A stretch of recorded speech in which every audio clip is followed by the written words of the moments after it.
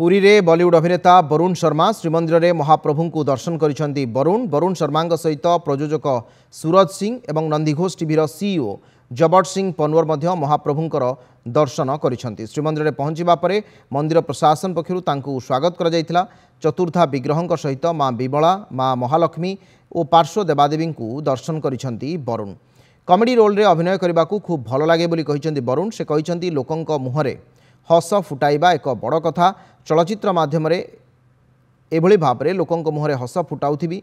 गतकाली ओडिशा आसी से जाति नंदीघोष कनक्लेव रे योगदान करी आज महाप्रभुंक निकट को आसी निजको धन्य मन करुछंती बोली कहिसेंती अभिनेता वरुण शर्मा। बहुत ही खूबसूरत से अच्छे से दर्शन हुए। आई थिंक मुझे इतना अच्छा लग रहा है यहाँ पे आके दर्शन करके जगन्नाथ जी के मंदिर में। बहुत ही पावन ये जगह है और जिस तरह से एनर्जी है बहुत सुकून है। आई थिंक मेरा जीवन में पहली बार ही मौका मिला है यहाँ पे आके दर्शन करने का एंड बहुत मतलब जेन्युइनली एकदम संतुष्ट और एकदम शांति फील हो रही है एंड बहुत खुशनसीब समझता हूँ कि मुझे ये मौका मिला और जगन्नाथ जी के दर्शन करने का मौका मिला।